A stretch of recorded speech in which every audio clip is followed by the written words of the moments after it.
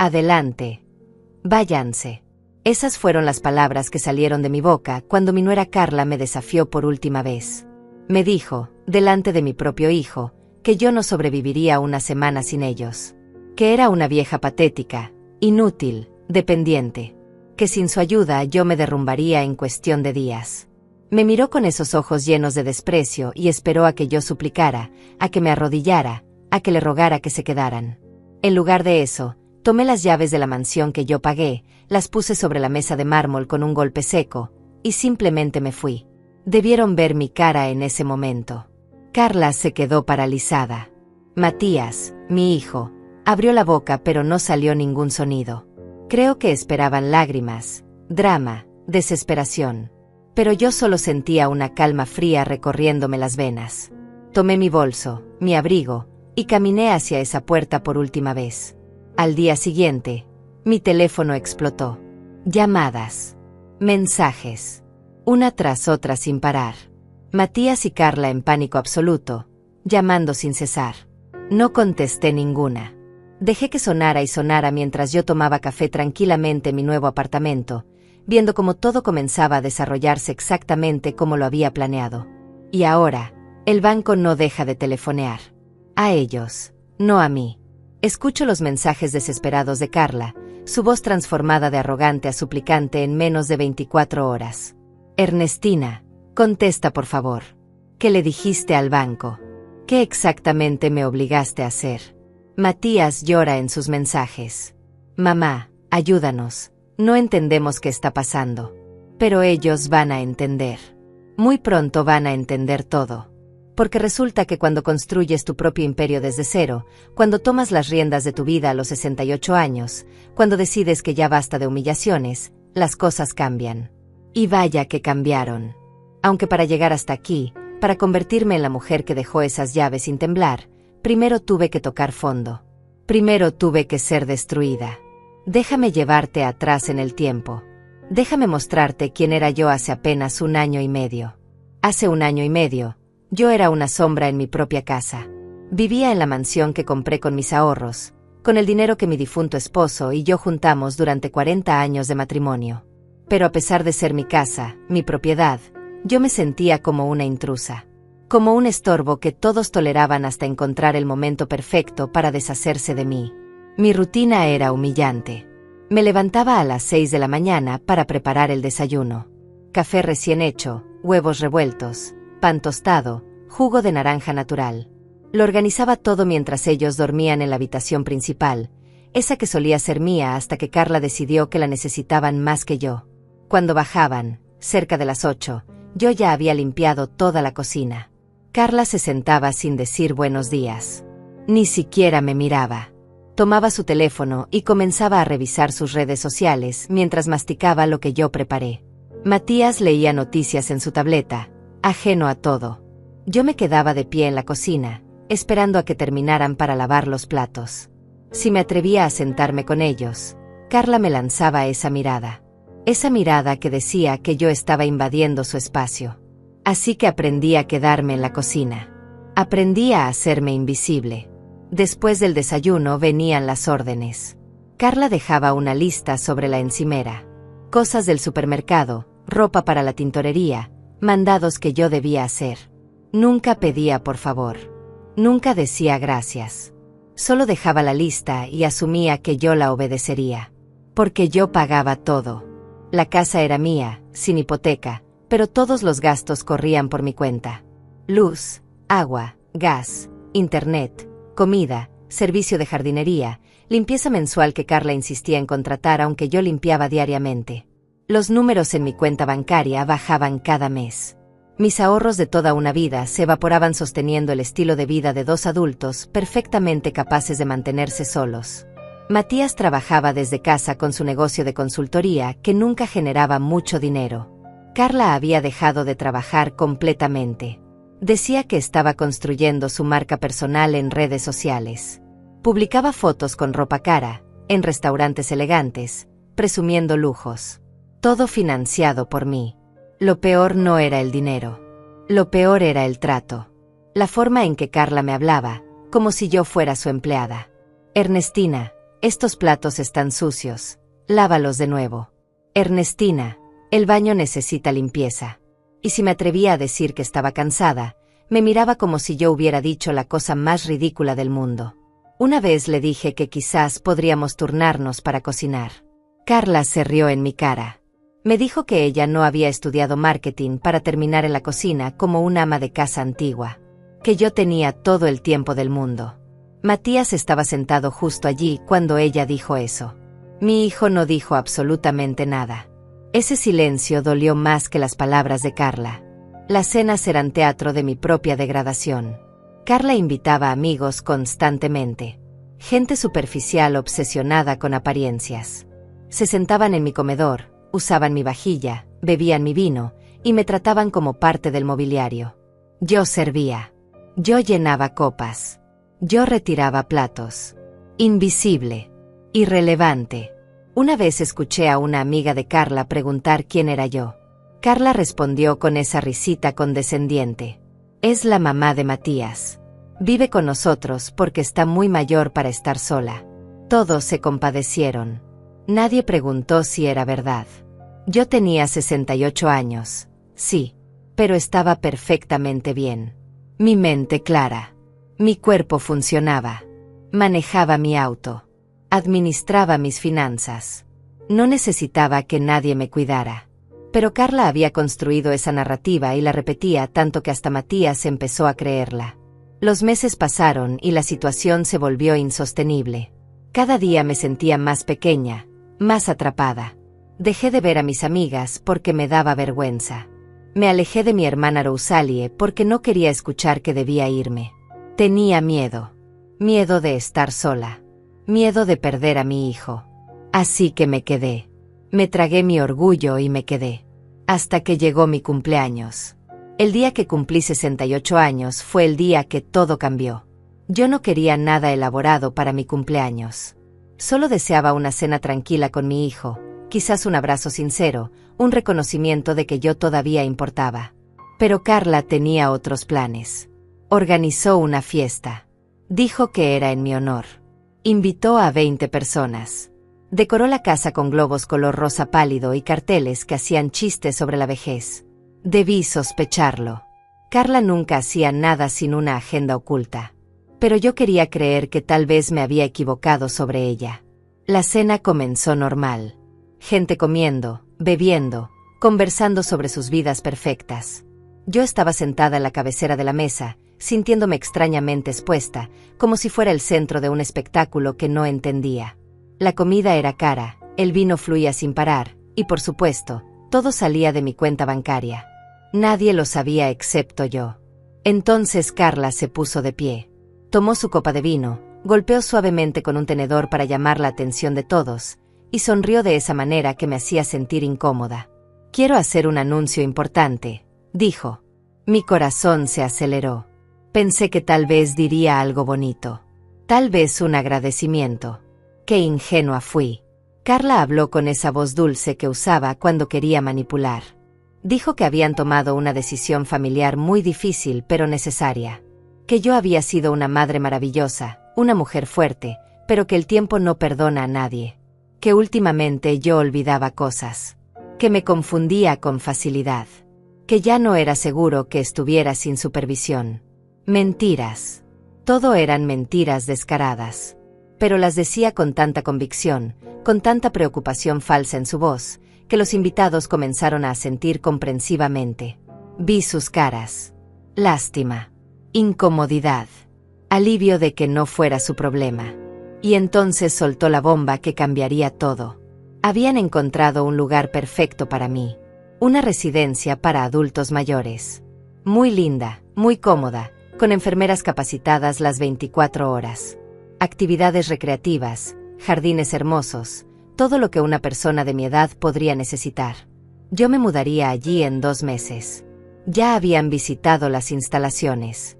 Ya habían pagado el depósito de $3,000. Todo estaba arreglado, decidido, firmado. El silencio fue absoluto.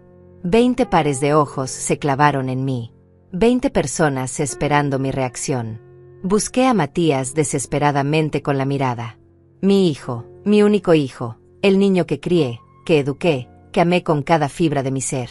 Tenía los ojos fijos en su plato de comida. No me miraba. Sus manos temblaban ligeramente, pero no dijo nada. Cuando Carla puso su mano sobre la suya en un gesto posesivo, él solo asintió levemente. Me había traicionado. Mi propio hijo me había vendido por paz matrimonial. Carla continuó hablando, ajena a cómo se me rompía el corazón en pedazos. Dijo que la casa necesitaba renovaciones importantes, que finalmente podrían convertir mi habitación en el vestidor que ella siempre había soñado, que mi baño se transformaría en un spa personal, que yo había tenido mi vida, mi tiempo, mis años de gloria, y que ahora les tocaba a ellos vivir plenamente sin cargas que los frenaran. Cargas. Me llamó carga. En mi propia casa. En mi cumpleaños. Delante de 20 extraños. Los invitados aplaudieron. Realmente aplaudieron. Como si Carla acabara de anunciar algo maravilloso, generoso, digno de celebración. Levantaron sus copas brindando por mi destierro. Por mi desaparición conveniente de sus vidas. Y yo me quedé sentada allí, con una sonrisa congelada en mi rostro, sintiendo como algo dentro de mí se quebraba definitivamente. No podía procesar lo que acababa de suceder. No podía creer que mi hijo estuviera permitiendo esto. Una parte de mí seguía esperando que Matías se levantara, que dijera que era una broma de mal gusto, que me defendiera. Pero no lo hizo. Se quedó sentado en silencio mientras su esposa planificaba mi exilio. La fiesta continuó como si nada. La gente comía el pastel que Carla había ordenado, uno pequeño y simple que costaba $15, nada comparado con los cientos que ella gastaba en sus propios caprichos. Hicieron más brindis. Contaron anécdotas sobre sus propios padres ancianos, comparando asilos, dando consejos sobre cómo manejar la culpa de internar a un familiar. Yo sonreí. Asentí. Agradecí sus palabras huecas. Actué como la viejecita confundida que Carla había pintado. Porque en ese momento entendí algo crucial. Si quería sobrevivir, si quería recuperar mi vida, necesitaba que ellos creyeran que había ganado. Necesitaba que bajaran la guardia completamente. Esa noche, después de que todos se fueron y la casa quedó sumida en un silencio pesado, subí a mi habitación pequeña del fondo. Me senté en el borde de mi cama y finalmente me permití sentir. Lloré. Lloré como no lo había hecho en años. Lloré por la mujer débil en la que me había convertido. Lloré por haber permitido que me robaran mi dignidad pedazo a pedazo. Pero en algún momento, entre las lágrimas y la oscuridad de mi cuarto, algo cambió dentro de mí. La tristeza comenzó a transformarse en algo diferente.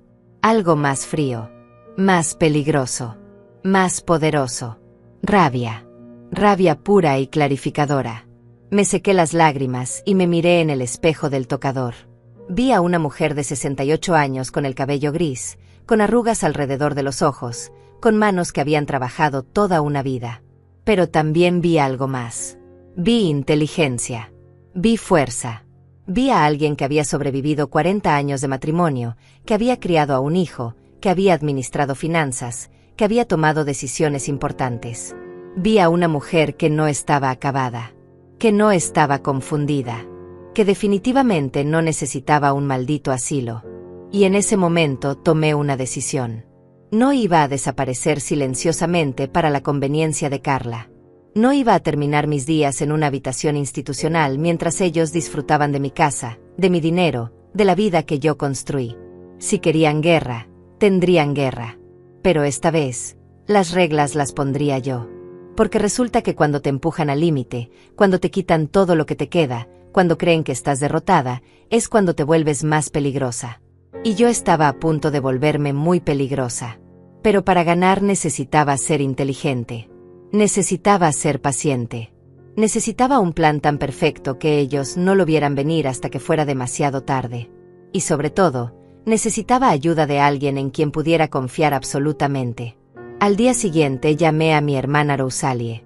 No nos habíamos hablado en meses porque yo había estado evitándola, avergonzada de admitir cómo vivía. Pero ahora la necesitaba. Rosalie era abogada jubilada, brillante, pragmática, y la única persona en el mundo que siempre me había dicho la verdad sin importar cuán dolorosa fuera. Contestó al tercer timbre. Ernestina, pensé que te habías olvidado de que tenías una hermana. Su voz tenía ese tono sarcástico que conocía tan bien. Respiré profundo y dije las palabras más difíciles de mi vida. Rosalie, necesito tu ayuda. Creo que mi hijo y mi nuera están tratando de robarme todo. Hubo un silencio largo del otro lado de la línea. Luego escuché su voz, ya no sarcástica sino seria, profesional, letal. Ven a mi casa mañana temprano. Y trae todos tus documentos financieros. Todos. Es hora de que recuperes lo que es tuyo. Esa noche dormí por primera vez en meses. Porque finalmente tenía un propósito. Finalmente tenía un plan comenzando a formarse. Y finalmente tenía esperanza de que esto no terminaría con mi derrota. Terminaría con la de ellos. A la mañana siguiente me levanté con un propósito que no había sentido en años. Le dije a Carla que iría al banco a resolver unos asuntos. Ella ni siquiera levantó la vista de su teléfono. Que no se te olvide pasar por la tintorería, dijo mientras deslizaba el dedo por la pantalla. Sonreí y asentí como la viejecita obediente que ella creía que yo era. Pero no fui al banco. Fui directamente a la casa de Rosalie. Mi hermana vivía en un apartamento moderno en el centro de la ciudad, lleno de libros de derecho y plantas que cuidaba con más dedicación que a cualquier relación humana. Me abrió la puerta y me estudió con esos ojos penetrantes que siempre veían más de lo que uno quería mostrar. «Te ves terrible», dijo sin rodeos. «Pasa». Nos sentamos en su sala con café recién hecho.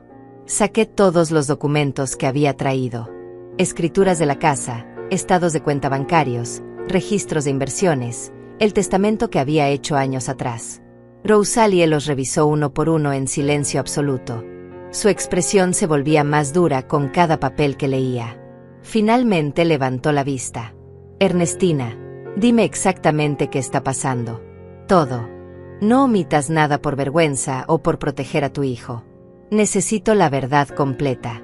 Y se la di. Le conté sobre las humillaciones diarias, sobre cómo Carla me trataba como sirvienta en mi propia casa, sobre los gastos que yo cubría mientras ellos no aportaban nada, sobre la fiesta de cumpleaños y el anuncio del asilo. Le conté sobre el silencio de Matías, sobre su traición silenciosa, sobre cómo había permitido que su esposa me destruyera pedazo a pedazo. Rosalie escuchó sin interrumpir. Cuando terminé, se recostó en su silla y exhaló largamente. Luego dijo algo que nunca olvidaré. «Ernestina, eres inteligente. Fuiste contadora durante 30 años. Manejaste las finanzas de docenas de empresas. ¿Cómo permitiste que esto llegara tan lejos?»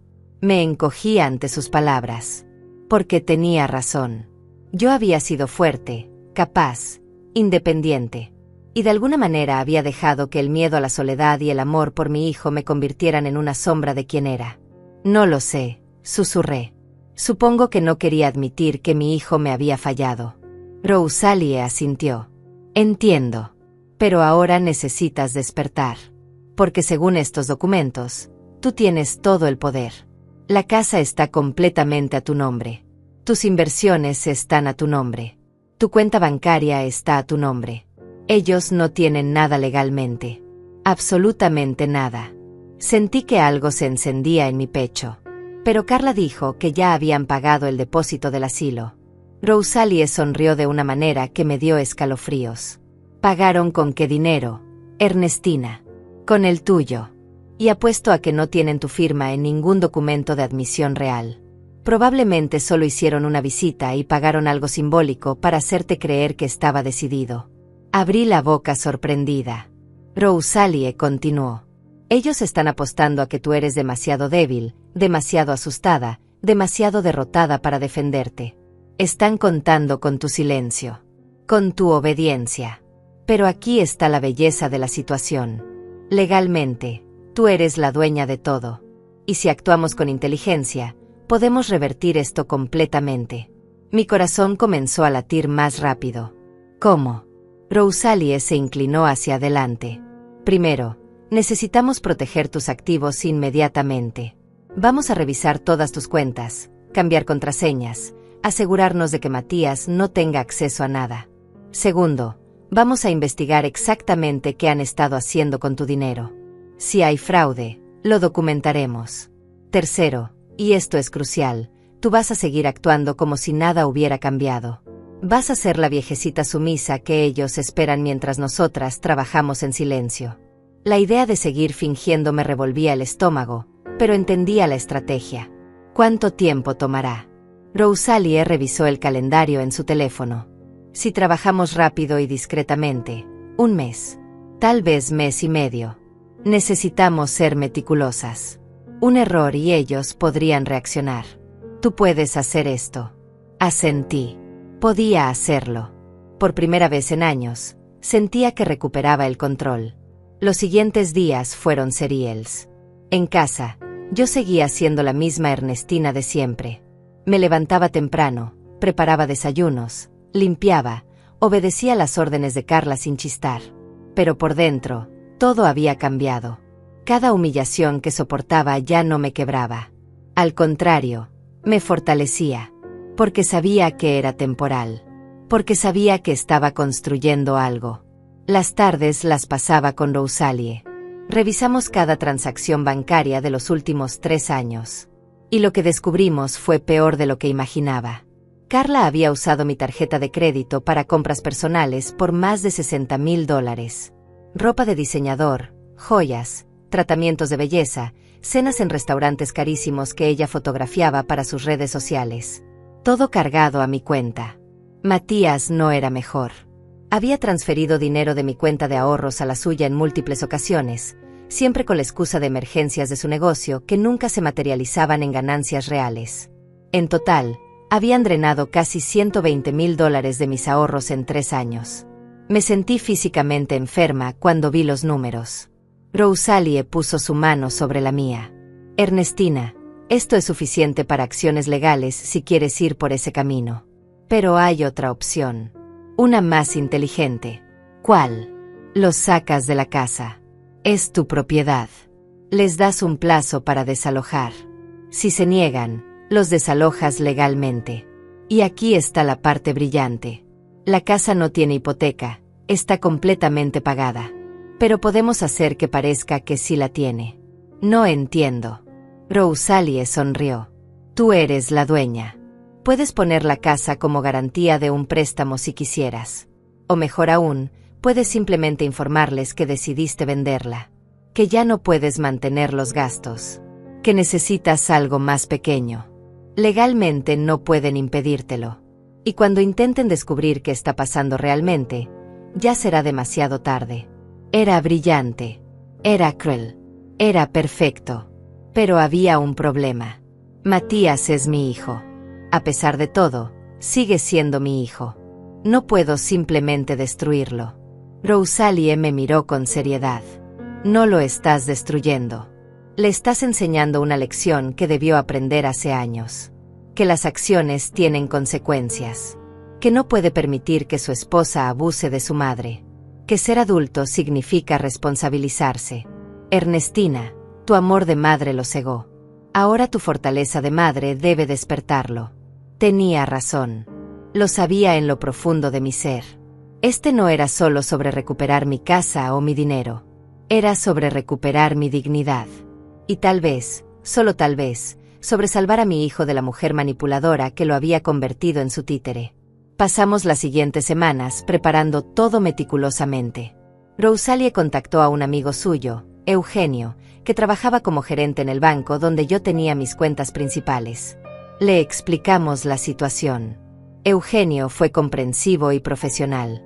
Cambió todas mis contraseñas, removió a Matías como contacto autorizado que yo había agregado años atrás, y congeló mi línea de crédito para que no pudieran hacer más cargos. También hablamos con un agente de bienes raíces. Le expliqué que quería valorar la propiedad. El agente hizo una tasación completa. La casa ahora valía $480,000. Había aumentado su valor considerablemente.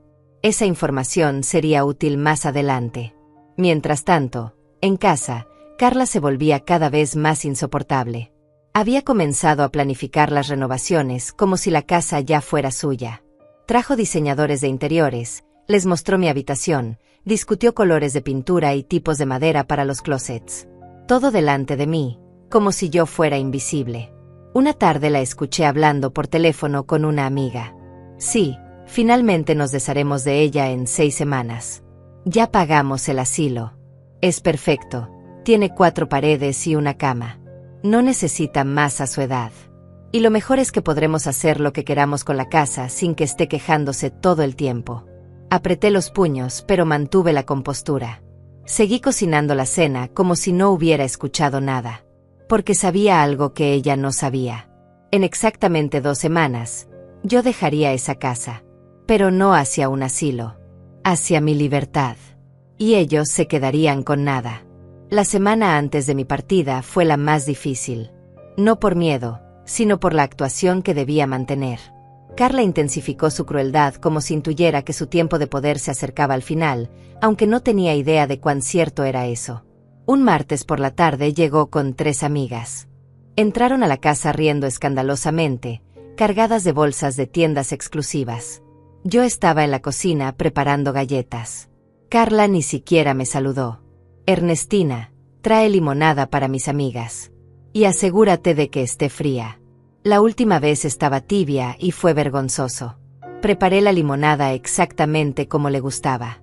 La serví en la sala donde ellas estaban sentadas en mi sofá, usando mis cojines, manchando mi alfombra con sus zapatos caros. Una de las amigas, una mujer llamada Cristina con demasiado maquillaje y una voz chillona, me miró de arriba abajo. Es ella de quien nos contaste, Carla. La que se va al asilo. Carla sonrió. Sí. Pobre Ernestina. Ya no puede cuidarse sola. Se confunde mucho. El otro día olvidó apagar la estufa. Casi incendia la casa. Tuvimos que tomar la decisión difícil. Todas hicieron sonidos compasivos mientras yo permanecía allí de pie, sosteniendo la bandeja vacía. La mentira sobre la estufa era particularmente cruel porque jamás había sucedido. Pero Carla la repetía tanto que probablemente ya se la creía. Cristina negó con la cabeza. Qué difícil debe ser para ti, Carla. Cuidar de alguien tan mayor. Eres una santa por haberlo soportado tanto tiempo. Carla suspiró dramáticamente. Ha sido agotador. Pero pronto tendremos nuestra paz. Nuestra propia vida finalmente. Sin tener que preocuparnos por ella todo el tiempo. Me retiré a la cocina sintiendo como la rabia burbujeaba en mi pecho. Pero también sentía algo más. Satisfacción. Porque cada palabra que salía de su boca solo confirmaba que estaba haciendo lo correcto. Estas personas no merecían mi generosidad. No merecían mi casa. No merecían nada de mí. Esa noche, cuando Matías llegó del gimnasio, lo encontré solo en la cocina. Carla había salido con sus amigas a cenar. Era una oportunidad rara de hablar con mi hijo sin su esposa controlando cada palabra. Me acerqué mientras él buscaba algo en el refrigerador. Matías, necesito hablar contigo. Él se giró con una botella de agua en la mano. Su expresión era cansada, distante. ¿Qué pasa, mamá? ¿Estás de acuerdo con esto? Con enviarme a un asilo. ¿Realmente crees que no puedo cuidarme sola? Vi algo cruzar por sus ojos. Incomodidad tal vez. Culpa. Pero luego endureció su expresión. Mamá, no es un asilo. Es una residencia muy bonita. Estarás mejor allí. Con gente de tu edad. Con actividades. Con supervisión médica. No necesito supervisión médica. Estoy perfectamente bien. Matías suspiró como si yo fuera una niña siendo difícil. Mamá, Carla dice que olvidas cosas. Que te confundes. Que el otro día casi provocas un incendio. Eso nunca pasó, Matías. Eso es una mentira. Y tú lo sabes. Él apartó la mirada. No lo sé, mamá. Carla no tiene razón para mentir. Y francamente, vivir juntos se ha vuelto complicado. Necesitamos nuestro espacio. Somos una familia joven. Necesitamos privacidad. Familia joven. Matías tenía 42 años. Pero supuse que comparado conmigo, se sentía joven. Está bien, dije suavemente. Entiendo. Solo quería saber si realmente era tu decisión o solo estaba siguiendo órdenes de tu esposa. Vi cómo sus mejillas se enrojecían. No estoy siguiendo órdenes de nadie. Soy un adulto. Tomé esta decisión por el bien de todos. Claro que sí, hijo.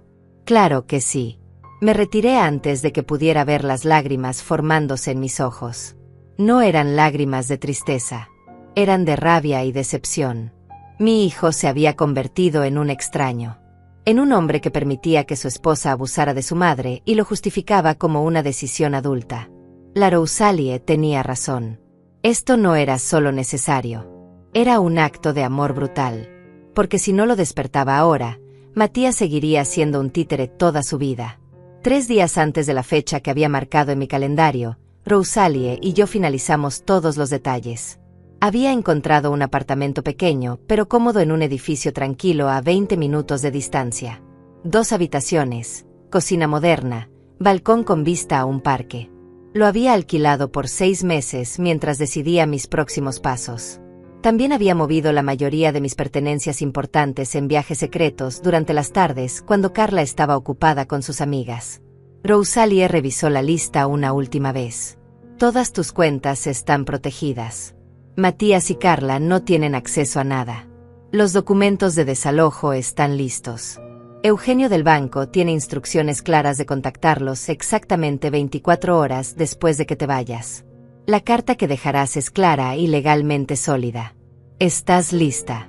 Estoy lista, repetí. Y lo estaba. Después de semanas de planificación, de actuar, de soportar humillaciones sabiendo que cada una me acercaba a este momento, finalmente había llegado. El día elegido fue un viernes. Carla tenía planes de pasar el fin de semana en un spa con sus amigas. Algo que por supuesto yo estaba financiando sin saberlo hasta hace poco. Matías estaría en casa trabajando en su oficina como siempre. Me levanté temprano esa mañana. Preparé el desayuno por última vez. Café, huevos, tostadas. Lo dejé todo perfectamente arreglado en la mesa. Carla bajó cerca de las 8, maleta en mano, vestida con ropa deportiva cara color lavanda. Apenas me miró. Estaré fuera hasta el domingo. Asegúrate de limpiar mi baño mientras no estoy. Quedó asqueroso después de mi tratamiento de cabello de ayer. Por supuesto, dije con la voz sumisa que ella esperaba. Carla se fue sin despedirse. Matías todavía dormía. La casa quedó en silencio. Era el momento perfecto. Subí a mi habitación y saqué la carta que había escrito y reescrito docenas de veces con la ayuda de Rosalie. Era simple, directa, legalmente impecable. La puse en un sobre blanco junto con las llaves de la casa. Las llaves que Carla y Matías usaban pero que técnicamente yo nunca les había dado de manera oficial. Otro detalle legal importante. Bajé las escaleras por última vez como residente de esa casa.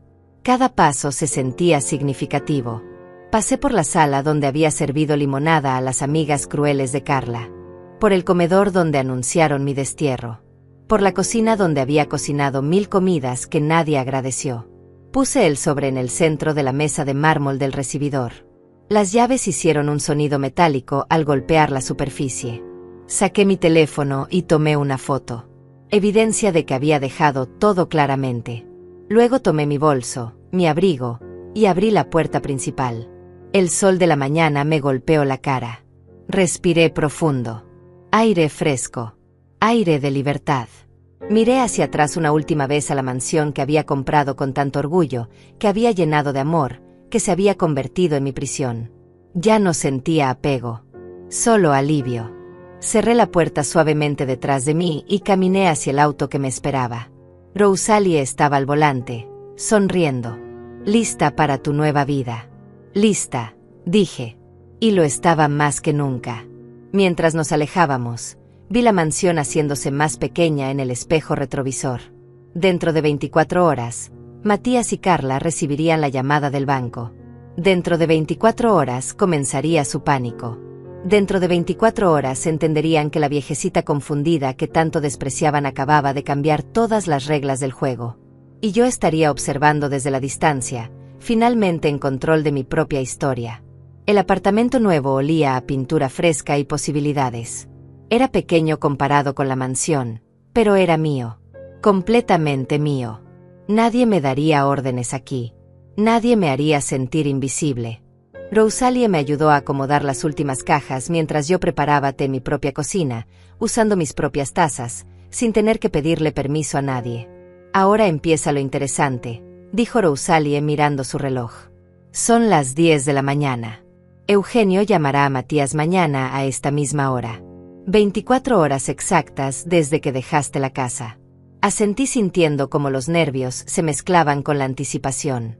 Había apagado mi teléfono. No quería escuchar las primeras llamadas de pánico. Quería que sintieran la desesperación de no poder contactarme, tal como yo había sentido la desesperación de no tener voz en mi propia casa durante años.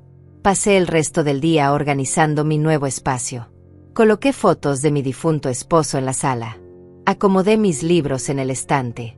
Preparé mi cena favorita, algo que no había podido comer en meses porque a Carla no le gustaba el olor. La casa se llenó de aromas que me recordaban quién era yo antes de convertirme en sombra. Esa noche dormí profundamente por primera vez en años. Sin el peso de la humillación. Sin el miedo constante de hacer algo que molestara a Carla. Sin la tristeza de ver a mi hijo eligiendo a su esposa sobre su madre una y otra vez. Solo paz. A la mañana siguiente me desperté temprano. Preparé café y me senté en el balcón viendo el amanecer sobre el parque. Rosalie llegó a las 9 con pasteles y una sonrisa cómplice. Lista para el espectáculo. Encendí mi teléfono a las 9:30. Inmediatamente comenzó a vibrar sin parar. Notificación tras notificación. Llamadas perdidas. Mensajes de texto. Mensajes de voz. Todo de Matías y Carla. Rosalie y yo nos miramos. Habían encontrado la carta. Abrí los mensajes. Los primeros eran de confusión. Matías. Mamá, ¿qué significa esta carta? Llámame, por favor. Carla. Ernestina, ¿dónde estás? Esto no tiene sentido. Regresa a casa ahora mismo. Luego vinieron los de incredulidad. Matías. Mamá, esto tiene que ser una broma. No puedes echarnos de la casa. Vivimos aquí. Carla, ¿quién te metió estas ideas en la cabeza? Esto es ridículo. Eres una anciana confundida. Y finalmente los de enojo. Matías, contesta el teléfono ahora. Necesitamos resolver esto. No puedes hacer esto. Carla, ¿cómo te atreves? Después de todo lo que hemos hecho por ti. Malagradecida. Vieja egoísta. No respondí ninguno. Rosalie sonrió. Perfecto. Déjalo servir en su propia desesperación. En 20 minutos Eugenio hará su llamada y todo subirá de nivel. A las 10 en punto exactas, mi teléfono sonó con un número desconocido. Dejé que fuera al buzón de voz. 2 minutos después llegó un mensaje de Matías. El banco acaba de llamar. Dicen que hay problemas con la propiedad. ¿Qué hiciste, mamá? ¿Qué demonios hiciste? Rosalie levantó su taza de café en un brindis silencioso. Y así comienza la caída. Los mensajes se volvieron cada vez más desesperados a medida que avanzaba el día. Matías llamó al banco repetidamente. Eugenio, siguiendo el plan, le explicó con calma profesional que la señora Ernestina había retirado todas las autorizaciones para que terceros vivieran en su propiedad, que la casa estaba exclusivamente a su nombre, que ella tenía todo el derecho legal de solicitar el desalojo de cualquier ocupante, que tenían 30 días para abandonar las instalaciones. Carla dejó un mensaje de voz gritando. Su voz aguda atravesaba el teléfono. Esto es ilegal. No puedes echarnos así como así. Tenemos derechos. Hemos vivido aquí 3 años. Llamaré a mi abogado. Te demandaré. Vieja loca. Rosalie escuchó el mensaje y se rió. Su abogado le dirá exactamente lo mismo que Eugenio. No tiene caso. La casa es tuya. Nunca firmaron contrato de renta. Nunca pagaron nada. Legalmente son ocupantes sin derecho. Estás en todo tu derecho de desalojarlos. Pero lo mejor vino en la tarde. Matías finalmente entendió la gravedad de la situación y dejó un mensaje completamente diferente. Su voz estaba rota, casi llorando. Mamá, por favor. Necesito hablar contigo. No entiendo qué pasó. Pensé que éramos una familia. Por favor, llámame. Te lo ruego. Sentí una punzada en el pecho. Era mi hijo. Mi bebé. Pero luego recordé su silencio durante mi cumpleaños. Recordé cómo nunca me defendió. Cómo permitió que Carla me destruyera día tras día. Recordé que a veces el amor más grande es el que te obliga a enseñar las lecciones más duras. El domingo por la tarde, cuando Carla regresó de su fin de semana en el spa, los mensajes alcanzaron un nivel completamente nuevo de histeria. Aparentemente Matías le había contado todo. Su mensaje fue largo y venenoso. Ernestina, no sé qué bruja te metió ideas en la cabeza, pero esto se acabó. Vendremos a buscarte. Te llevaremos al asilo nos guste o no. Claramente estás senil y necesitas ayuda psiquiátrica. No puedes tomar decisiones por ti misma. Eres una vieja enferma. Rosalie leyó el mensaje y su expresión se endureció. Esto es perfecto. Amenazas, insultos, intentos de declararte incompetente. Si alguna vez intentan algo legal, este mensaje solo los destruirá. Guárdalo todo. El lunes llegó la carta oficial de desalojo entregada por un notario. Rosalie había contratado al mejor para asegurarse de que todo fuera impecable legalmente. Matías llamó llorando de verdad esta vez. Mamá, esto no puede estar pasando. ¿Dónde vamos a vivir? No tenemos dinero ahorrado. Todo está invertido en mi negocio. Por favor, necesitamos más tiempo. Al menos 6 meses. Ahí estaba. La verdad saliendo finalmente. No tenía nada. 3 años viviendo de mis recursos y no habían ahorrado un solo centavo. Habían asumido que yo siempre estaría ahí, pagando todo, sosteniéndolos, siendo su red de seguridad infinita. Carla intentó una táctica diferente. Su siguiente mensaje fue manipuladoramente dulce. Ernestina querida, claramente ha habido un malentendido terrible. Sé que a veces las personas mayores se sienten no valoradas. Si te sentiste así, lo lamento. Podemos hablar de esto como familia. Cancelaremos lo del asilo. Puedes quedarte con nosotros. Solo regresa a casa y arreglamos todo. Rosalie leyó el mensaje y negó con la cabeza. Clásico. Ahora que perdió su poder, intenta recuperarte con migajas de falsa amabilidad. No caigas.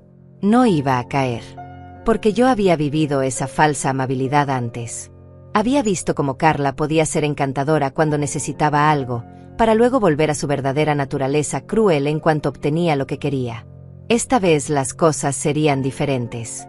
Esta vez yo tenía el control. El martes Matías intentó una aproximación diferente. Fue directamente a mi banco. Exigió hablar con alguien sobre las cuentas de su madre. Eugenio, preparado para esto, le explicó con paciencia profesional que sin autorización escrita de la titular, no podía discutir ninguna información. Matías insistió. Dijo que yo estaba senil, que no podía tomar decisiones. Eugenio le sugirió amablemente que si creía eso, podía iniciar un proceso legal de interdicción. Pero le advirtió que necesitaría evaluaciones médicas, pruebas psicológicas, y que el proceso tomaría meses. Además, le recordó que yo acababa de tomar decisiones financieras bastante sofisticadas, lo cual dificultaría cualquier argumento de incompetencia. Matías salió del banco derrotado. Me enteré porque Eugenio me llamó para informarme. Tu hijo se veía devastado, Ernestina. Casi me dio pena. Casi. Luego recordé cómo te trataron y la pena se evaporó. La segunda semana fue cuando realmente comenzaron a desmoronarse. Carla intentó contratar un abogado. Según los mensajes furiosos que me dejaba, 3 diferentes le habían dicho exactamente lo mismo que Rosalie predijo. No tenían caso. La casa era mía. Nunca habían pagado renta. No existía contrato. Legalmente eran invasores que yo había tolerado por generosidad y ahora estaba en mi derecho de remover. Uno de los abogados aparentemente fue más honesto que los otros. Le dijo a Carla que si intentaban pelear esto en corte, no solo perderían, sino que yo podría demandarlos por los gastos que habían acumulado sin mi consentimiento. Por las tarjetas de crédito que usaron. Por las transferencias no autorizadas. Carla dejó de hablar de abogados después de esa conversación. Entonces intentaron encontrarme físicamente. Matías fue a todos los lugares donde solía ir. La iglesia, el supermercado que frecuentaba, la casa de algunas amigas viejas. Pero yo había sido cuidadosa. No había dicho a nadie excepto Rosalie dónde estaba viviendo. Mis amigas, cuando Matías las contactó, le dijeron honestamente que no sabían nada. Algunas incluso le dijeron lo que pensaban de cómo me había tratado. Una amiga, Gloria, le dijo que debería avergonzarse de permitir que su esposa abusara de su madre. Matías se fue de su casa llorando. Rosalie me contó todo esto con una mezcla de satisfacción y preocupación. Están desesperados, Ernestina. La desesperación hace que la gente haga cosas estúpidas. Mantente alerta. Tenía razón. El día 14 después de mi partida, Carla hizo algo verdaderamente estúpido. Publicó en sus redes sociales una publicación larga, dramática, llena de mentiras. Contó una historia inventada sobre cómo yo había desaparecido, cómo estaban preocupadísimos por mi seguridad, cómo yo sufría de demencia y podía estar en peligro. Pidió a sus seguidores que compartieran, que ayudaran a encontrar a la pobre anciana perdida. Rosalie vio la publicación y sonrió de una manera casi aterradora. Acaba de cometer un error enorme. Esto es difamación pública. Y mejor aún, tengo la solución perfecta. ¿Qué vas a hacer? Rosalie tomó su teléfono. Voy a llamar a mi sobrina Renata. Es trabajadora social especializada en casos de abuso de ancianos. Le voy a pedir que haga una visita de bienestar a tu antigua casa. Verificará que tú estás perfectamente bien, evaluará la situación y documentará todo. Luego podemos usar su informe si Carla intenta escalar esto. Renata llegó a mi apartamento esa misma tarde. Era una mujer de 30 y tantos años con una calidez profesional que me hizo sentir cómoda inmediatamente. Me hizo preguntas sobre mi salud mental, mi capacidad de tomar decisiones, mi situación de vivienda. Evaluó mi apartamento, revisó que tuviera comida, medicamentos, todo lo necesario. Al final sonrió. Señora Ernestina, usted está más lúcida que la mayoría de personas de la mitad de su edad. Su decisión de dejar una situación de abuso fue valiente y completamente racional. Voy a documentar todo esto. Y si me permite, me gustaría visitar a su hijo y su nuera. Oficialmente, para verificar el reporte de persona desaparecida que su nuera publicó en redes. Por favor, dije. Quiero que vean que no estoy indefensa. Renata visitó la mansión 2 días después. Me contó todo cuando regresó. Carla abrió la puerta vestida de manera descuidada, algo completamente inusual en ella. La casa estaba desordenada. Platos sucios en el fregadero. Ropa tirada. El glamour perfecto que siempre mantenía se había desmoronado en 2 semanas, sin mi trabajo invisible sosteniéndolo. Renata le explicó que venía por el reporte de redes sociales. Carla inmediatamente cambió su actitud, poniendo su máscara de preocupación. Dijo que estaban desesperados por encontrarme, que yo estaba muy enferma, que necesitaba ayuda. Renata entonces le informó que me había evaluado personalmente, que yo estaba perfectamente bien, viviendo independientemente, tomando mis propias decisiones de manera competente. La cara de Carla aparentemente fue un poema. Pero ¿cómo la encontraste? ¿Dónde está? Renata le respondió con calma profesional que esa información era confidencial, pero que yo estaba segura y que había dejado esa casa voluntariamente debido a un ambiente abusivo. Carla negó todo. Dijo que yo estaba mintiendo, que era una malagradecida, que ellos me habían cuidado. Renata le mostró entonces las leyes sobre abuso financiero de ancianos. Le explicó que usar las tarjetas de crédito de una persona mayor sin permiso, manipularla emocionalmente, amenazarla con institucionalización innecesaria, todo eso constituía abuso. Y que había documentado todo. Carla palideció. Intentó retractarse, decir que había sido un malentendido. Pero Renata ya tenía todo lo que necesitaba. Matías apareció durante la conversación. Se veía terrible. Había perdido peso, tenía ojeras profundas, su ropa estaba arrugada. Cuando escuchó que Renata me había visto, comenzó a llorar. Por favor, dígale que lo siento. Dígale que necesito hablar con ella. Dígale que la amo. Renata me repitió sus palabras exactas esa noche. Vi lágrimas en mis propios ojos. Pero Rosalie puso su mano en mi hombro. Ernestina, el amor no es suficiente. Él permitió que esto sucediera. Él eligió su comodidad sobre tu dignidad una y otra vez. Las lágrimas ahora son baratas. Lo que importa es si aprende algo de esto. Tenía razón. Como siempre. La tercera semana trajeron intento de negociación. Matías finalmente consiguió el número de Rosalie a través de no sé qué medio. La llamó rogando que intercediera. Rosalie aceptó una reunión, pero sin mi presente. Se encontraron en una cafetería. Matías llegó desesperado, según me contó Rosalie después. Le suplicó que me convenciera de darles más tiempo. Le explicó que no tenían ahorros, que el negocio de consultoría apenas generaba $3,000 al mes, que Carla no trabajaba, que no sabían dónde vivirían. Rosalie escuchó todo sin expresión. Luego le preguntó directamente, ¿por qué nunca defendiste a tu madre? Matías se quebró. Dijo que tenía miedo de que Carla lo dejara, que ella lo amenazaba constantemente con el divorcio si no la apoyaba en todo, que se había vuelto más fácil mantener la paz que enfrentar el conflicto, que era un cobarde y lo sabía. Rosalie le dijo algo que me hizo llorar cuando me lo repitió.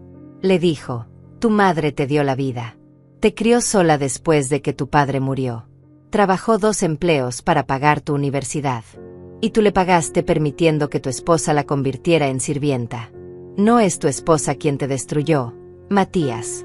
Fuiste tú mismo al elegir la cobardía sobre el honor. Matías salió de esa cafetería devastado. Pero necesitaba escuchar esa verdad. Necesitaba enfrentarse a lo que había hecho. Los últimos días antes de que se cumpliera el plazo de desalojo fueron caóticos según las actualizaciones que recibía. Carla intentó vender muebles de la casa para conseguir dinero. Rosalie inmediatamente envió una carta legal indicando que esos muebles eran mi propiedad y que cualquier venta constituiría robo. Carla se detuvo. Matías buscó apartamentos, pero todo estaba fuera de su presupuesto. No podían calificar para ningún lugar decente sin ingresos estables y sin historial de renta. Los lugares que podían pagar estaban en zonas que Carla consideraba inaceptables. Pude imaginar las peleas entre ellos. El castillo de mentiras que habían construido se derrumbaba y cada uno culpaba al otro. El día 28, 2 días antes del desalojo final, mi teléfono sonó con un número desconocido. Algo me dijo que contestara. Era Matías. Su voz era apenas un susurro. Mamá, soy yo. Por favor, no cuelgues. Mi corazón latió fuerte. ¿Qué quieres, Matías? Solo quiero que sepas que tienes razón. Sobre todo, fui un cobarde. Un mal hijo. Dejé que Carla te tratara horrible y no hice nada. Me convencí de que estaba manteniendo la paz, pero en realidad solo estaba siendo egoísta. Y ahora lo he perdido todo. A ti, mi dignidad, mi respeto propio. Hubo un silencio largo. Luego agregó algo que me rompió. Pero lo que más duele no es perder la casa, mamá. Es darme cuenta de que perdí a mi madre mucho antes de esto. Y fue mi culpa. Las palabras de Matías quedaron suspendidas en el aire. Parte de mí quería ceder, perdonar, olvidar todo y decirle que volviera a casa. Pero otra parte, la parte que había sido humillada y destrozada durante 3 años, sabía que ceder ahora sería traicionarme a mí misma. Sería enseñarle que las disculpas sin consecuencias son suficientes. Y no lo son. Matías, dije con voz firme pero no cruel, me alegra que finalmente lo veas. Pero las palabras son fáciles cuando ya perdiste todo. ¿Dónde estaban esas palabras cuando Carla me llamaba estorbo? ¿Dónde estaba tu valentía cuando anunciaron que me enviarían a un asilo en mi propio cumpleaños? ¿Dónde estabas tú cuando yo te necesitaba? Escuché su respiración entrecortada al otro lado. Lo sé, mamá. No tengo excusa. No tengo defensa. Solo quiero que sepas que lo siento. Que daría cualquier cosa por regresar el tiempo. El tiempo no regresa, Matías. Y las decisiones tienen consecuencias. Tú elegiste. Ahora vives con esa elección. Hubo un silencio largo. Luego preguntó con voz pequeña, ¿hay algo que pueda hacer? Algo para demostrarte que cambié. Que aprendí. Sí, respondí. Puedes empezar a ser un hombre. Un hombre de verdad. No el títere de tu esposa. Consigue un trabajo real. Mantente por ti mismo. Aprende lo que significa valerse por uno mismo, como yo tuve que hacer cuando tu padre murió. Y cuando hayas hecho eso, cuando puedas sostener tu propia vida sin depender de nadie, tal vez podamos hablar. Matías sollozó abiertamente. Lo haré, mamá. Te lo prometo. Lo haré. Colgué el teléfono con las manos temblando. Rosalie, que había escuchado toda la conversación, asintió con aprobación. Hiciste lo correcto. Ese hombre necesita reconstruirse desde cero. Y tú no puedes hacerlo por él. Lo sé, suspiré. Pero sigue siendo mi hijo. Sigue doliendo. El amor real duele, dijo Rosalie. El amor superficial es fácil, cómodo, complaciente. El amor verdadero te obliga a hacerlo difícil porque es lo correcto. Tú lo amas lo suficiente para dejarlo caer. Eso es valentía. El día 30 llegó con una claridad cristalina. Era el último día del plazo de desalojo. Rosalie y yo fuimos a la mansión acompañadas del notario y un oficial de policía. El procedimiento era estándar para desalojos, pero yo quería testigos de todo. Cuando llegamos, había una camioneta de mudanzas afuera.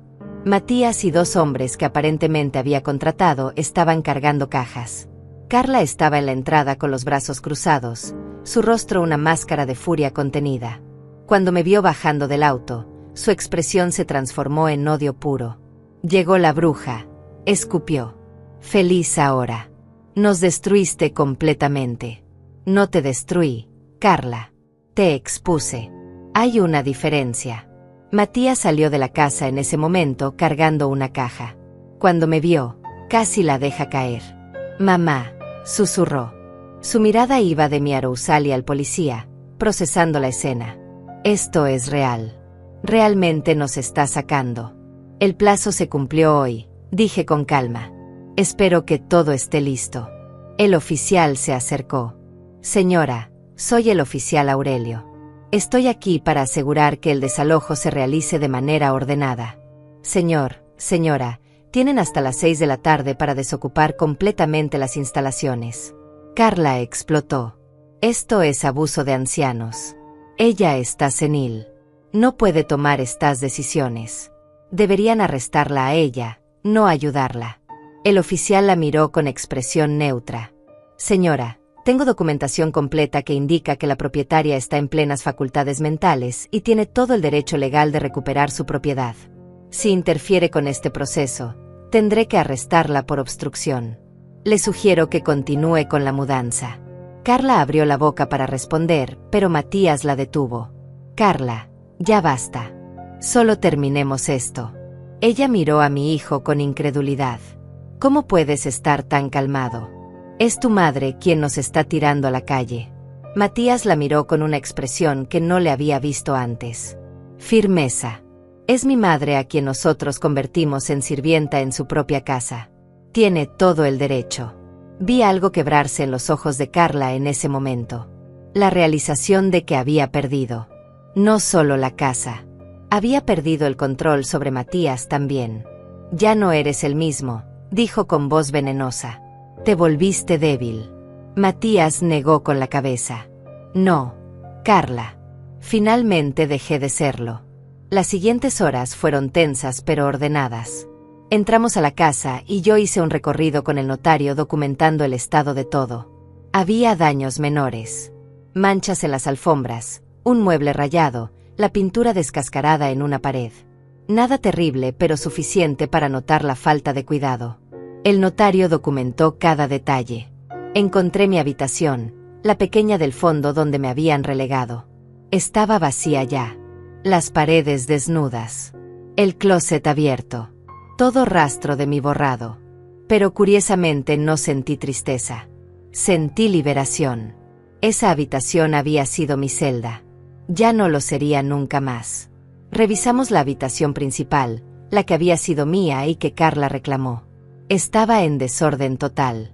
Ropa por todas partes, maquillaje derramado en el tocador, la cama sin hacer. El contraste con el orden perfecto que yo mantenía era sorprendente. Sin mi trabajo invisible, su mundo perfecto se había desmoronado en semanas. A las 5 de la tarde casi todo estaba fuera. Matías trabajaba en silencio, sudoroso, exhausto. Carla se había encerrado en el auto de ellos, negándose a ayudar. Típico. Cuando las cosas se ponían difíciles, ella desaparecía. Matías finalmente sacó la última caja. Se paró en la entrada mirando hacia adentro una última vez. Esta fue mi casa durante 3 años, dijo en voz baja. Y la desperdicié completamente. Fue mi casa durante 50 años de matrimonio, respondí. Y luego fue mi prisión durante 3. Ahora vuelve a ser mi casa. Y esta vez nadie me quitará mi paz. Matías asintió. Nos vamos a un apartamento en el lado oeste de la ciudad. Es pequeño. Un dormitorio. Carla odia el lugar. Creo que no durará mucho conmigo después de esto. Hizo una pausa. Probablemente es lo mejor. Probablemente, concordé. Mamá, dijo Matías con voz quebrada, sé que no tengo derecho a pedir nada. Pero algún día, cuando haya probado que cambié, cuando sea el hombre que debí ser siempre, podrías perdonarme. Lo miré a los ojos. Mi hijo. Mi único hijo. El niño que había cargado, alimentado, amado con cada parte de mi ser. Matías, el perdón no es algo que se pide. Es algo que se gana. Muéstrame con acciones, no con palabras, que entendiste la lección. Vive con honor. Sé un hombre de principios. Y entonces, quizás, podremos reconstruir algo. Lo haré, prometió. Te lo juro. Eso espero, hijo. Eso espero. A las 6 en punto entregaron todas las llaves. El oficial verificó que la casa estuviera completamente desocupada. Carla ni siquiera salió del auto para despedirse. Solo miraba hacia adelante con expresión pétrea. Matías subió al auto, lo encendió, y se alejaron lentamente. Vi cómo la camioneta de mudanzas lo seguía. Los vi desaparecer por la calle. Rosalie puso su mano en mi hombro. ¿Cómo te sientes? Libre, respondí. Y era verdad. Después de años de peso, de culpa, de permitir que me pisotearan, finalmente me sentía libre. El oficial y el notario se despidieron. Rosalie y yo nos quedamos paradas frente a la mansión. ¿Qué harás con la casa?, preguntó Rosalie. Sonreí. Tengo planes. Grandes planes. Pero primero, voy a entrar a mi propia casa sin miedo. Voy a sentarme en mi propia sala sin sentirme intrusa. Voy a dormir en mi propia cama sin ansiedad. Voy a vivir en mi propio espacio en mis propios términos por primera vez en años. Y eso es exactamente lo que hice. Esa noche dormí en la mansión, en mi habitación principal recuperada, entre sábanas limpias que olían a nuevo comienzo. Y no sentí soledad. Sentí paz. Paz profunda y ganada con sangre, sudor y lágrimas. Los siguientes meses fueron de reconstrucción. No solo de la casa, sino de mí misma. Contraté a un equipo de limpieza profesional que quitó cada rastro de Carla y Matías de las paredes. Repinté las habitaciones con colores que yo elegí. Redecoré con muebles que reflejaban mi gusto, no el de nadie más. Convertí la habitación que había sido mi prisión en una oficina luminosa con vista al jardín. Pero la verdadera transformación estaba sucediendo dentro de mí. Rosalie me presentó a un grupo de mujeres mayores que se reunían semanalmente. Algunas eran viudas como yo, otras divorciadas, otras simplemente independientes. Todas tenían historias de reinvención después de los 60. Me recibieron como una más, sin juicios, sin lástima. Solo comprensión. Una de ellas, una mujer llamada Gloria de 72 años, se convirtió en mi mentora inesperada. Ella había dejado un matrimonio abusivo a los 65 y ahora administraba 3 propiedades de alquiler. Ernestina, me dijo un día tomando café en mi nueva sala, tienes una mansión en una ubicación privilegiada. Estás sentada sobre una mina de oro y ni siquiera lo sabes. ¿Qué quieres decir? Esta casa es demasiado grande para ti sola. Podrías vivir cómodamente en un apartamento y convertir esta propiedad en un negocio. Hay muchas opciones. Casa de huéspedes, alquiler a largo plazo, incluso venderla y usar ese capital para invertir en múltiples propiedades más pequeñas. Tienes recursos que la mayoría de personas solo sueña tener. Úsalos. Sus palabras plantaron una semilla. Pasé semanas considerando las opciones. Finalmente decidí algo que me llenó de emoción por primera vez en años. Convertiría la mansión en una casa de huéspedes para mujeres mayores que estaban en transición. Mujeres saliendo de situaciones difíciles, mujeres que necesitaban un lugar seguro mientras reconstruían sus vidas, mujeres como yo había sido. Rosalie me ayudó con todos los permisos y licencias necesarios. Gloria me asesoró sobre precios y administración. En 6 meses, la casa Ernestina abrió sus puertas. Tenía 4 habitaciones disponibles para alquilar, cada una con baño privado, completamente amuebladas. Los espacios comunes incluían la cocina, la sala y el jardín que ahora estaba hermosamente cuidado. La primera inquilina fue Renata, una mujer de 63 años saliendo de un divorcio devastador después de 40 años de matrimonio. Llegó con 2 maletas y una expresión de derrota total. 3 meses después, estaba trabajando medio tiempo en una librería, había perdido 20 kilos que llevaba de estrés, y sonreía genuinamente. Ver su transformación fue más gratificante que cualquier cantidad de dinero. Luego llegó Cristina, 70 años, cuyos hijos adultos la habían estado explotando financieramente. Después Renata, 65, que había cuidado a su esposo enfermo durante 10 años y necesitaba tiempo para encontrarse a sí misma nuevamente. Cada mujer traía su historia de dolor, y cada una encontraba sanación en ese espacio seguro que yo había creado. Yo vivía en el apartamento pequeño que había alquilado inicialmente. Era perfecto para mí. Visitaba la mansión diariamente para supervisar, para compartir café con mis inquilinas, para asegurarme de que todo funcionara bien. El ingreso de los alquileres cubría todos los gastos y dejaba ganancia. Por primera vez en mi vida, a los 69 años, yo era una empresaria. Gloria estaba orgullosa. Lo lograste, Ernestina. Tomaste tu dolor y lo convertiste en propósito. Eso es lo que hacen las mujeres fuertes. Pero no todo era perfecto. Matías seguía intentando contactarme. Sus mensajes habían cambiado de tono. Ya no eran súplicas desesperadas. Ahora eran actualizaciones de su vida. Mamá, conseguí un trabajo en una empresa de logística. No es glamoroso, pero es honesto. Mamá, Carla y yo nos separamos. Ella se fue a vivir con sus padres. Mamá, estoy yendo a terapia. Estoy trabajando en entender cómo me convertí en quien era. Yo leía cada mensaje, pero rara vez respondía. Ocasionalmente enviaba un simple: me alegra que estés progresando. Nada más. Porque él necesitaba aprender a vivir sin mi validación constante. Necesitaba encontrar su propio camino. Rosalie me preguntó un día si extrañaba a mi hijo. Por supuesto que lo extraño, respondí. Es mi hijo. Siempre será mi hijo. Pero extraño al niño que crié, no al hombre cobarde en que se convirtió. Si el nuevo Matías que está construyendo es genuino, entonces tal vez algún día podamos tener una relación real. Pero tiene que ganársela. Pasó un año completo. Un año desde el día que dejé las llaves sobre la mesa y caminé hacia mi libertad. La casa Ernestina estaba prosperando. Tenía lista de espera de mujeres queriendo un espacio. Había contratado a una administradora de medio tiempo para ayudar con las operaciones diarias. Mis finanzas estaban en el mejor estado de mi vida. Y entonces, en el aniversario exacto, recibí una carta. No un mensaje de texto. Una carta escrita a mano en sobre físico. Era de Matías. La abrí con manos temblorosas. La letra era cuidadosa, deliberada. Decía: mamá, hace un año perdí todo. Mi casa, mi comodidad, mi orgullo. Pero lo que realmente perdí lo había perdido mucho antes, solo que no me había dado cuenta. Perdí mi integridad, mi honor, mi capacidad de mirarme al espejo y respetar lo que veía. Este año ha sido el más difícil de mi vida. Trabajo 45 horas a semana en un almacén coordinando envíos. Vivo en un apartamento de una habitación que cuesta $800 al mes. Cocino mi propia comida. Lavo mi propia ropa. Pago mis propias cuentas.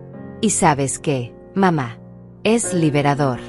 Entiendo ahora lo que intentabas enseñarme. Que el verdadero valor de una persona no está en lo que tiene, sino en cómo vive. Que la dignidad no viene de una casa grande o una esposa hermosa o una vida cómoda. Viene de vivir con principios incluso cuando es difícil. Carla se fue hace 8 meses. Intentó volver varias veces cuando se dio cuenta de que sus padres no la iban a mantener como yo lo hacía. Pero le dije que no. Por primera vez en nuestro matrimonio, le dije que no. Se fue furiosa y no he sabido de ella desde entonces. Está bien. Ese capítulo cerró. He estado yendo a terapia 2 veces al mes. Trabajo con un terapeuta que se especializa en dependencia emocional y relaciones tóxicas. Estoy aprendiendo sobre los patrones que me llevaron a permitir que alguien abusara de ti. Sobre mi miedo al abandono que me hizo elegir a Carla sobre mi propia madre. sobre cómo confundí amor con complacencia. No te escribo para pedirte que me perdones. No todavía. Sé que no me lo he ganado. Te escribo para decirte que lo estoy intentando. Que cada día me levanto y elijo ser mejor que el día anterior.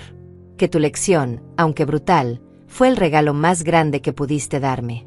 Vi en tus redes sociales lo que hiciste con la casa. La casa Ernestina. Mamá, es hermoso. Estás ayudando a otras mujeres como tú querías ayudarme a mí, pero yo no dejaba. Estás construyendo algo significativo. Estoy tan orgulloso de ti que no tengo palabras. Algún día, cuando seas tú quien decida que estoy listo, me encantaría que nos viéramos. Me encantaría mostrarte quién estoy convirtiéndome. Me encantaría escuchar sobre tu vida, tu negocio, tus inquilinas. Me encantaría simplemente tomar café contigo y hablar como dos adultos que se respetan mutuamente. Pero solo cuando tú quieras. Solo cuando tú decidas que me lo he ganado. Hasta entonces, seguiré trabajando en mí mismo. Seguiré intentando ser el hijo que mereces. Te amo, mamá. Siempre te he amado. Solo que no sabía cómo demostrarlo correctamente. Tu hijo, Matías. Las lágrimas corrieron por mis mejillas mientras leía. Rosalie, que estaba conmigo, también tenía los ojos húmedos.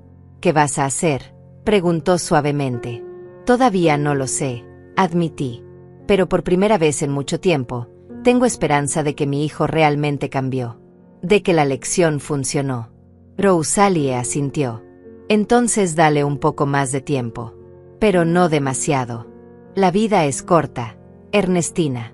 Y a pesar de todo, él sigue siendo tu hijo. Si realmente cambió, merece una oportunidad de demostrártelo. Tenía razón. Como siempre. Guardé la carta en un cajón especial junto con todas las demás que Matías me había enviado durante el año. Documentación de su transformación. Evidencia de su crecimiento. Y decidí que pronto, muy pronto, le daría la oportunidad de mostrarme en persona quién se había convertido. Pero en mis términos. Siempre en mis términos. Porque había aprendido la lección más importante de todas. Que el amor verdadero no es permitir que te pisoteen. Que el respeto se gana, no se regala. Y que nunca, nunca es demasiado tarde para reclamar tu propia vida. 2 meses después de recibir la carta de Matías, finalmente tomé la decisión. Era un sábado soleado de primavera. Mis inquilinas estaban en el jardín de la casa Ernestina tomando té y compartiendo historias. Las observé desde la ventana de la oficina que había sido mi antigua habitación prisión. 4 mujeres que habían llegado quebradas y ahora florecían. Esa imagen me dio la fortaleza que necesitaba. Saqué mi teléfono y escribí un mensaje simple. Matías, me gustaría que nos viéramos. Café en la cafetería del Parque Central. Este martes a las 3 de la tarde. Si todavía quieres hablar. Su respuesta llegó en menos de 1 minuto. Estaré allí, mamá. Gracias. Gracias por darme esta oportunidad. El martes llegué temprano. Elegí una mesa cerca de la ventana con vista al parque donde solía llevar a Matías cuando era niño. Recordé esos días cuando éramos solo nosotros dos después de la muerte de su padre. Cuando yo trabajaba 2 empleos, pero siempre encontraba tiempo para llevarlo al parque los domingos. Cuando él me miraba como si yo fuera su heroína. A las 3 en punto exactas, lo vi llegar. Y casi no lo reconocí. El Matías que caminaba hacia mí era diferente al hombre que había visto hace 1 año durante el desalojo. Había perdido el peso extra que llevaba del estrés y la vida sedentaria. Su ropa era simple pero limpia, bien cuidada. Jeans y una camisa color verde oscuro. Nada lujoso. Pero había algo más. Caminaba diferente. Con la espalda recta. Con la cabeza en alto. Con la dignidad de un hombre que se había ganado su propio respeto.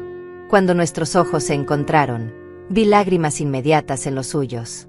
Se acercó despacio, como si tuviera miedo de que yo desapareciera si se movía muy rápido. Mamá, susurró. Hola. Matías. Siéntate. Se sentó frente a mí con las manos temblorosas. Una mesera se acercó y ambos ordenamos café. El silencio entre nosotros era pesado, pero no incómodo. Era el silencio de 2 personas que tenían mucho que decir y no sabían por dónde empezar. Finalmente, Matías habló. Te ves increíble, Mamá.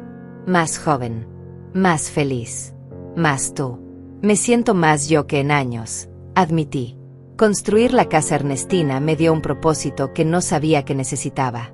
Ayudar a otras mujeres me ayudó a sanarme a mí misma. Matías asintió.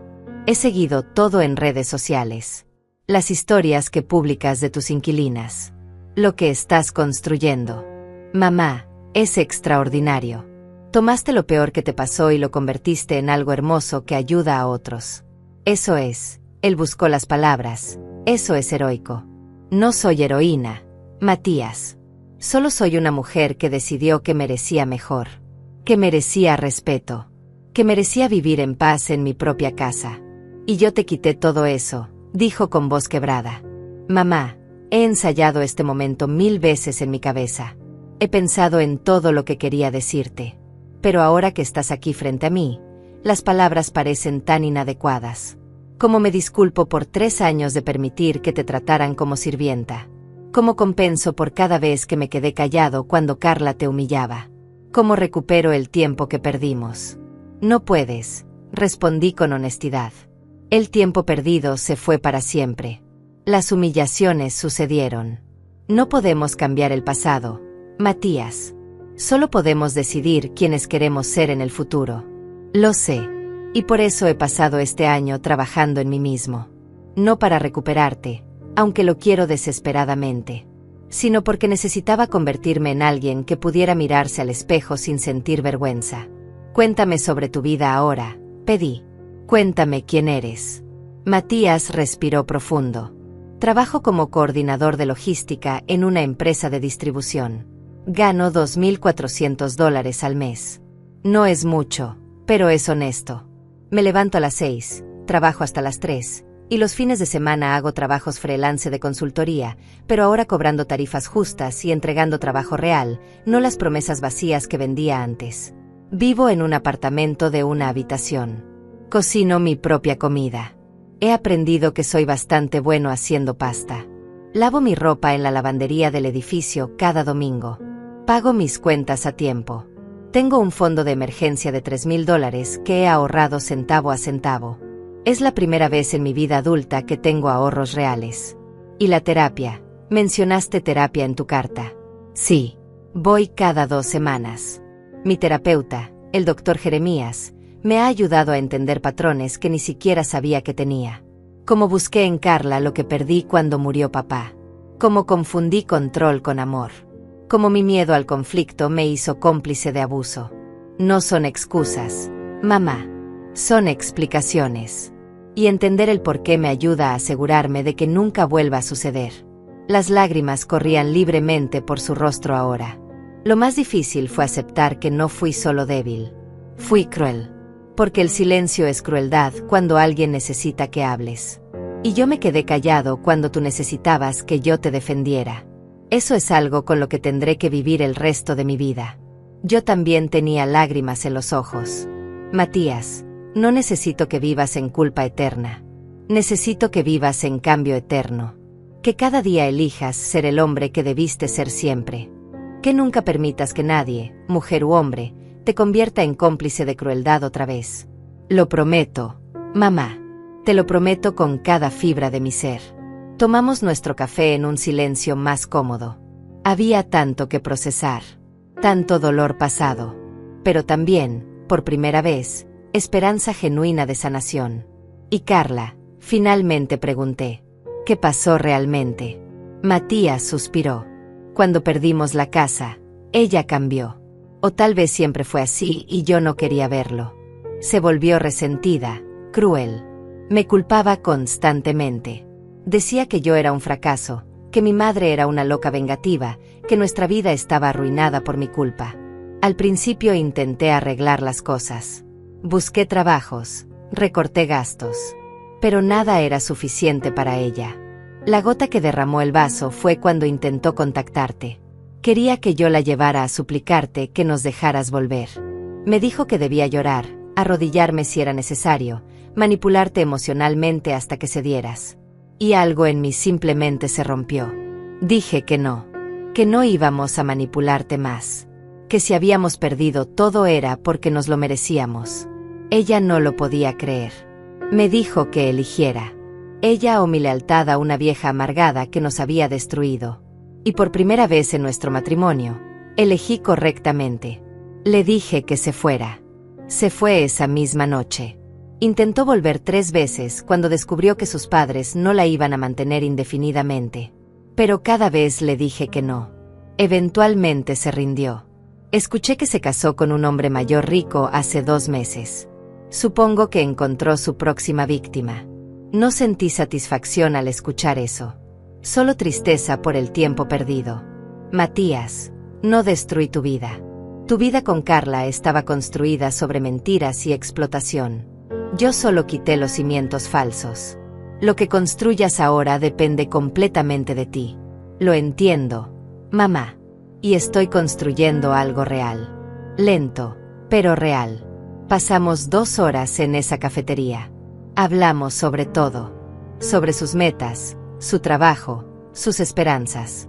Sobre mi negocio, mis inquilinas, mi nueva vida. Sobre recuerdos de cuando él era niño, cuando éramos felices, cuando éramos un equipo. Y lentamente, muy lentamente, sentí que algo comenzaba a sanar entre nosotros. Cuando finalmente nos levantamos para irnos, Matías dudó. ¿Puedo abrazarte, mamá? ¿O es demasiado pronto? Lo pensé un momento. Luego abrí mis brazos. Él se derrumbó en ellos, llorando como el niño que alguna vez fue. Lo sostuve como lo había sostenido 1000 veces cuando era pequeño. Mi hijo, mi bebé, mi mayor decepción y ahora, tal vez, mi mayor esperanza. Te amo, mamá, sollozó. Lo siento tanto. Lo sé, hijo. Lo sé. Y yo también te amo. Siempre te he amado. Por eso tuve que hacer lo que hice. Nos separamos. Matías se limpió las lágrimas. ¿Puedo verte otra vez? ¿Puedo llamarte a veces? Sí, respondí. Pero despacio.